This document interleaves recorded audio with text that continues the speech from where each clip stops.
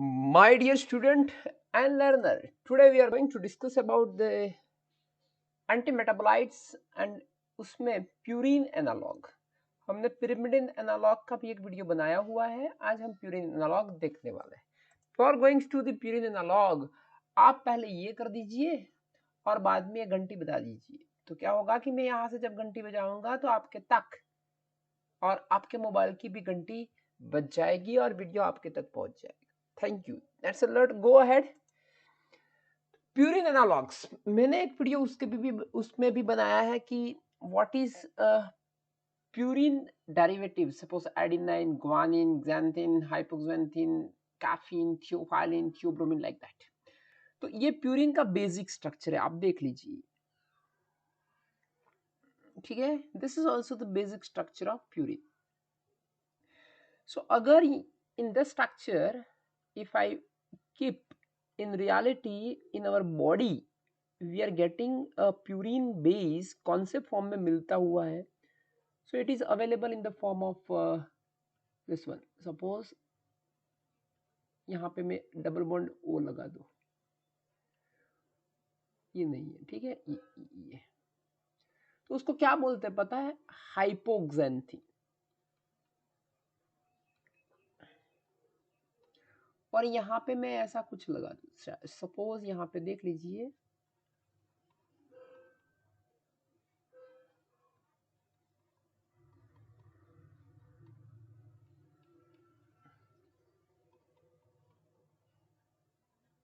ठीक है।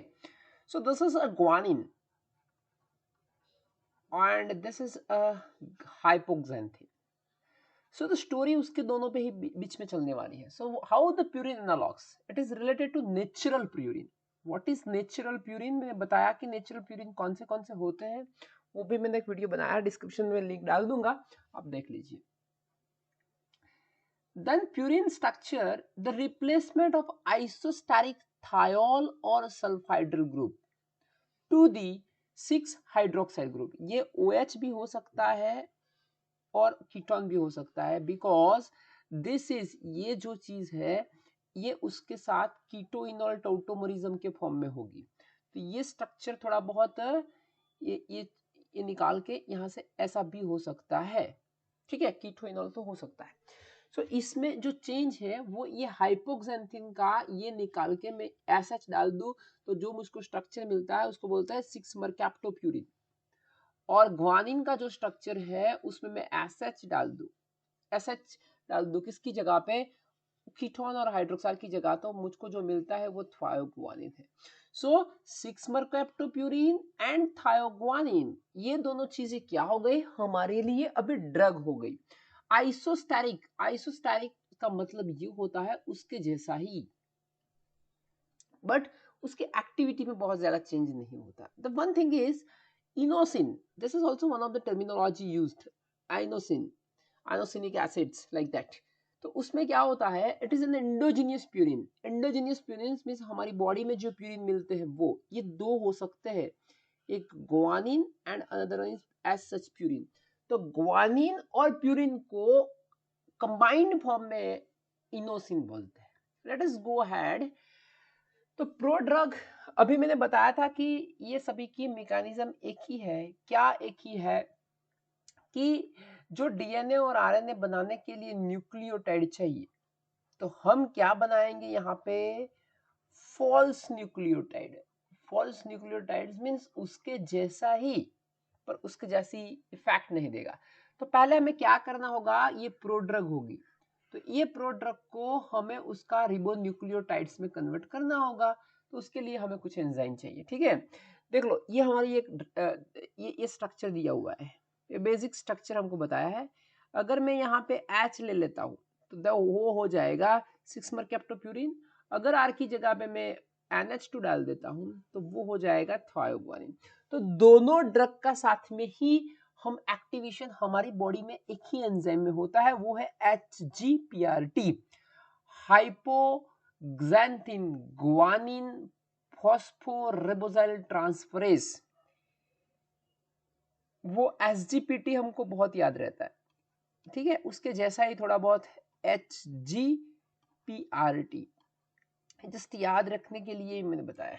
तो उसमें क्या एग्जैक्टली मैकेनिज्म होती है, देखो ये और ये स्ट्रक्चर में डिफरेंस क्या है, ये जगह कुछ नहीं है, तो ये नया क्या आया, रिबोज आया, तो ये हो गया। उसके साथ किसके साथ आया, फॉस्फेट भी आया, और किस दोनों पे, एक वो हाइपोक्सेंथिन का डेरिवेटिव है और ये ग्वानिन का डेरिवेटिव है, तो ये एंजाइम दोनों पे ही काम करता है। इसीलिए अब हम बोलते हैं कि हाइपोक्सेंथिन ग्वानिन फॉस्फोरिबोजाइल ट्रांसफरेज। तो फॉस्फोरिबोजाइल कहाँ पे ट्रांसफरेज हुआ, ये दोनों के ऊपर, और ये जो हो गया ये अभी हमको लगता है न्यूक्लियोटाइड जैसा, न्यूक्लियोटाइड जैसा, न्यूक्लिक एसिड्स बोलते हैं ना, तो ये जो बनाएगा उसको सिक्स थायो इनोसिनिक एसिड्स एंड सिक्स थायो ग्वानिलिक एसिड्स भी बोल सकते हैं, एंड ये अभी हो गया एक्टिव थायोप्यूरिन रिबोन्यूक्लियोटाइड। ये एक्टिव इसीलिए कि ये न्यूक्लियोटाइड है, ये स्ट्रक्चर में थायोप्यूरिन ही है और रिबोन्यूक्लियोटाइड, तो अभी उसको फॉल्स न्यूक्लियोटाइड बोलते हैं। देखते हैं ये कैसे काम करता है। अभी अभी हमारा मेन कौन हो गया, ये हम आगे से लाए थे, अभी ये एक्टिवेटेड फॉर्म में आया। चलो देखते हैं कि क्या करता है। देखो यहाँ पे मैंने एक रिएक्शंस बताई हुई है। सो व्हाट इज दैट, ये रिबोज का स्ट्रक्चर है, तो ये हो गया रिबोजेल, उसको फॉस्फेट बोलते हैं। तो दिस इज 1 2 3 4 एंड 5th, तो 5 फॉस्फोरिबोजाइल पायरो इसको बोलते हैं, 2 फॉस्फरिक एसिड्स होते हैं उसको पायरोफॉस्फेट बोलते हैं। तो ये हो गया 5 फॉस्फोरिबोजाइल पायरोफॉस्फेट। इसमें से हम ये बनाने वाले हैं, ये नई चीज लाने वाले हैं, amines group we have to transfer. तो अमाइंस ग्रुप का सोर्स कौन होगा, बायोकेमिकल रिएक्शंस जो कुछ भी होगी इसमें सबसे अच्छा तरीका यही होता है कि अमीनो एसिड्स में से कुछ ग्रुप लाओ कोफैक्टर में से। तो एक ग्लूटामिन है, उसके अमीनो एसिड्स के भी मैंने एक अच्छा सा वीडियो बनाया है जिससे आपको स्ट्रक्चर याद रह जाएगी। तो ये हुआ ग्लूटामिन। ग्लूटामिन क्या देने वाला है, अमीडो ग्रुप, अमाइन बोलते हैं, पर यहाँ पे अमीडो इसीलिए लिखा जाता है कि अमाइंस का प्रीफिक्स जो होता है वो अमीडो होता है, ठीक है। तो मैं आपको बता दूं यहाँ पे कि ग्लूटामिन में से आएगा कौन, अमीडो, ग्लूटामिन अमीडो फॉस्फोरिबोजाइल, मींस कि ये फॉस्फोरिबोजाइल ग्रुप है, फॉस्फोरिबोजाइल ट्रांसफरेज, ग्लूटामिन में से आएगा ग्लूटामिन अमीडो फॉस्फोरिबोजाइल ट्रांसफरेज में से अमाइन ग्रुप आ जाएगा। तो मैकेनिज्म के दो केसेस हो सकते हैं। एक केस ये है कि दैट इनहिबिट द टारगेट, ये इस एंजाइम को ये ब्लॉक कर देगा। अगर ये एंजाइम ब्लॉक हो गया तो आगे जाके डीएनए और आरएनए नहीं बनेगा। डीएनए और आरएनए नहीं बनेगा उसका मतलब ये हो गया कि उसका सेल डिवीजन नहीं हो पाएगा, सेल ग्रोथ नहीं पाएगा और कैंसर से रिलीव मिलेगा। So this is the first step. ये हमारा कौन सा स्टेप है, फर्स्ट, किसके लिए प्यूरिन का न्यूक्लियोटाइड सिंथेसिस करने के लिए। एक ये मैकेनिज्म हो सकती है। दूसरा केस ये हो सकता है कि ये जो हमारा बताया था लास्ट स्लाइड्स में, ये डाई और ट्राइड होके डाई ट्राइफॉस्फेट डीऑक्सी एंड रिबोन्यूक्लियोटाइड होके वो जनरेट होता है, वो इनकॉर्पोरेट होता है किसमें, डीएनए और आरएनए की जरा, ट्यूमर सेल इनटू डीएनए और आरएनए। तो एग्जैक्ट न्यूक्लियोटाइड की जगह पे यहाँ पे कौन आ जाएगा, फॉल्स न्यूक्लियोटाइड। अगर फॉल्स न्यूक्लियोटाइड आ गया तो अभी क्या हो जाएगा कि आगे डीएनए और आरएनए नहीं बनेगा। हमारा गोल बहुत ही फिक्स है कि डीएनए और आरएनए नहीं बनने देने का, ठीक है। चलो देखते हैं केमिस्ट्री आगे क्या चलती है। Inactivation of mercaptopurine and 6-thiioinosinic acids. देखो ये देख लो आप, मरकैप्टोप्यूरिन है, मरकैप्टो चीज एसएच ग्रुप के लिए हुआ करती है, ठीक है, वो आपको पता ही है। So let us see here, hypoxanthine guanine pyro अरे फॉस्फोरिबोजाइल ट्रांसफरेज, ये एंजाइम क्या करेगा वो भी आपको पता है, वो न्यूक्लियोटाइड्स के फॉर्म बनाएगा, ये एक्टिव फॉर्म हो गए। अगर ये एक्टिव फॉर्म में ग्वानेज, देखो ये ग्वानेज जो एंजाइम है वो ब्रेक करता है, लाइपेज प्रोटीएज ग्वानेज, ये क्या चीज है, वो use to break the molecule. देखो यहां से वो टूट के हमें ऐसा कुछ मिल गया और उसका एक जगह पे ऑक्सीडेशन भी हो गया। तो सेकेंड थिंग इज, ये स्ट्रक्चर हमें लगता है, देखो यहाँ पे भी शायद OH आ जाए ना, ये निकाल के OH आ जाए तो xanthine जैसे लगेगा। तो हम बोलते हैं उसको ज़ैंथिन ऑक्सीडेज। तो ये ज़ैंथिन ऑक्सीडेज क्या करेगा, उसको इस फॉर्म में से यहाँ पे OH यहाँ पे आ जाएगा, और यहाँ ये डायरेक्टली भी ऐसा हो सकता है, डायरेक्ट ऑक्सीडेशन सिंपल। ये इसको हम बता देंगे दिस इज केस नंबर 1, इस तरह से भी होता है। और उसको हम बता देंगे इस इज केस नंबर 2, इस तरह से भी हो सकता है। तो इस तरह से वो ये फॉर्म में आ जाएगी। क्यों ऐसा क्यों हुआ, हमारी बॉडी में जो भी कुछ ड्रग जाती है ना, उसका कन्वर्जन आइदर हाइड्रोक्साइल में होता है क्योंकि वो यूरिन में से एक्सक्रीट हो जाए, पर बच्चों ये ऐसा हो जाएगा ना, then it is an inactive form. तो इससे हमें बचना है ज़ैंथिन ऑक्सीडेज से। तो हमें कुछ ऐसी ड्रग चाहिए कि जो ज़ैंथिन ऑक्सीडेज को ब्लॉक करे। वो स्टोरी है अल्लोप्रिनॉल की, वो बाद में देखेंगे, ठीक है। चलते हैं, तो फिर एक अच्छी सी ड्रग है अज़ाथायोप्रिन। आपको इतना ही दिखना चाहिए, ये क्या है, मरकैप्टोप्यूरिन। अगर ये इसमें एसएच ग्रुप जो हुआ करता है ना, this is very sensitive to the reaction. क्यों, क्योंकि जो प्रोटॉन है वो प्रोटॉन एसिडिक प्रोटॉन है। एसिडिक प्रोटॉन किसको बोलते हैं, तो जो प्रोटॉन और जो हाइड्रोजन इलेक्ट्रोनेगेटिव एलिमेंट पे हुआ करते हैं, मींस कि FCl, Br, I, oxygen, nitrogen and sulphur, ये सभी हमारे इलेक्ट्रोनेगेटिव एलिमेंट्स हैं। उसके पर जो H होते हैं उसको एसिडिक प्रोटॉन बोला करते हैं, और वो हाईली रिएक्टिव होते हैं। तो उस रिएक्टिविटी को कम करने के लिए उन्होंने क्या किया, यहाँ पे इमिडाजोल डेरिवेटिव्स लगा दिए। तो ये इमिडाजोल की वजह से अज़ा इसीलिए बोलते हैं कि यहाँ नाइट्रोजन आता है, तो उसका मेटाबॉलिज्म कम हो जाए। सो हेट्रोसाइक्लिक डेरिवेटिव ऑफ 6 मरकैप्टोप्यूरिन, देखो उसका हेट्रोसाइक्लिक डेरिवेटिव ही है ये। तो उसमें क्या चीज है, दैट डिजाइन टू प्रोटेक्ट, अच्छा उसका कैटाबोलिक डिग्रेडेशन नहीं होगा। कैटाबोलिक डिग्रेडेशन कैसे नहीं होगा, वो मैंने बताया एसिडिक प्रोटॉन की चीज, तो उसकी वजह से उसका मेटाबॉलिज्म कम हो जाएगा। बट उसकी कोई सिग्निफिकेंस इफेक्ट नहीं है, क्योंकि वो अच्छा एंटी ट्यूमर नहीं है। उससे तो क्या है, 6 mercaptopurine is better, 6 mercaptopurine is better than azathioprine for the effect. तो इस तरह से उसका यूज अभी ज्यादातर इम्यूनोसप्रेसेंट में होता है। इम्यूनोसप्रेसेंट मींस कि जब हमारे बॉडी में कोई हम ऑर्गन ट्रांसप्लांट करते हैं, उस वक्त उसमें हमें इम्यूनिटी डाउन करने के लिए जो ड्रग दी जाती है उसको इम्यूनोसप्रेसेंट भी बुला करते हैं। विडाराबिन है, उसको ये है ना, हमने पीरिमिडिन डेरिवेटिव में देखा था साइताराबिन, और यहाँ वहां पे मैंने थोड़ा बहुत मिस्टेक्स कर दिया था, उसको अरासी बोलते हैं। वो साइटोसिन का डेरिवेटिव है, उसको अरा ए बोलते हैं।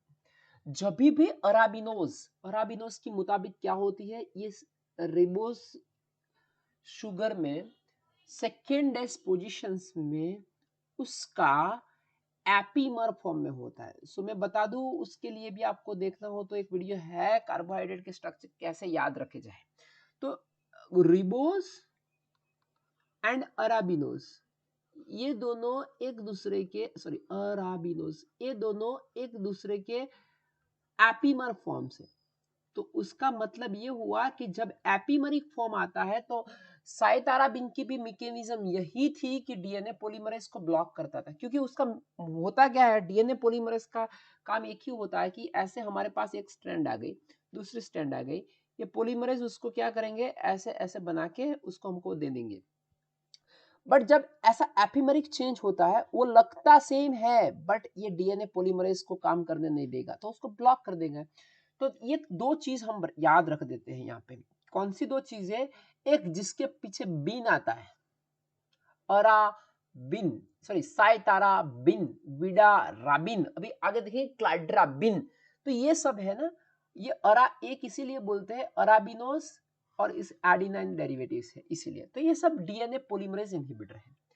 और जो NH2 आया करता है, तो ये NH2 कैसे रिमूव होता है, डीएमिनेज से। तो अभी डीएमिनेज बढ़ जाएगा तो उसकी इफेक्ट इंक्रीज, हमें क्या चाहिए कि उसका कन्वर्जन इनएक्टिव प्रोडक्ट में कर देगा। तो हमें क्या चाहिए, ये डीएमिनेज को ब्लॉक करे ऐसा कुछ चाहिए, तो इस फॉर्म में ही रहेगा। ठीक है, तो देख लेते हैं क्या है। Epimeric with the D ribose at 2' position, मैंने बताया ये एपिमेरिक फॉर्म है, और जब अराबिनोज शुगर आती है तो डीएनए पॉलीमरेज ही आता है, cladribine vidarabine, competitive inhibitor of DNA polymerase enzyme.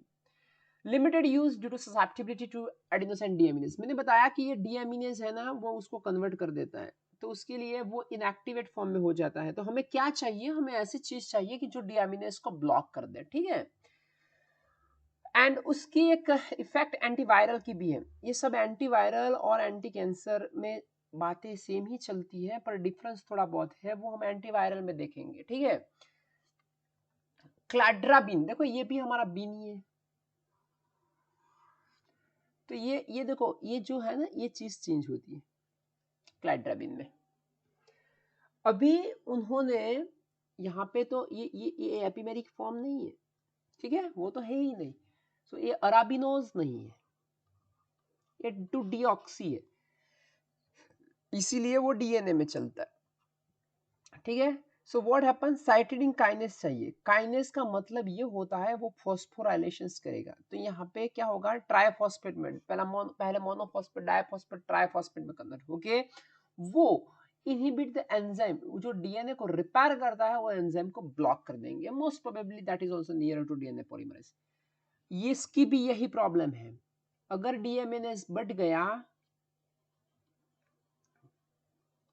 तो ये स्ट्रक्चर इनएक्टिव फॉर्म में हो जाएगा, हमें तो इनएक्टिव फॉर्म में नहीं करना है, तो ये रेजिस्टेंट डीएमएनएस की वजह से आता है। Used to treat hairy cell leukaemia, ये हैरी सेल ल्यूकेमिया जो होते हैं ना, that is used in that. So हम थोड़ा बहुत ऐसे भी याद रखते हैं कि हेयर में हम क्या करते हैं, कलर करते हैं, तो वो इसीलिए वो कलर क्लैड्रेबिन जैसा थोड़ा राइमिंग्स वर्ड हो जाएंगे, तो वो कलर कलर करते हैं ना हेयर में, इसीलिए वो हेयर सेल ल्यूकेमिया में भी यूज होते हैं। ठीक है, तो ये थोड़ी बात मैंने आपको प्यूरिन एनालॉग्स की बताई, आपको वो अच्छा ही लगा होगा ऐसा मैं गुजारिश करता हूँ, तो उसको लाइक शेयर सब्सक्राइब कर दीजिए, तो फार्मेसी के दूसरे साथीदारों को भी उसका एडवांटेज मिले। Thank you, thanks a lot.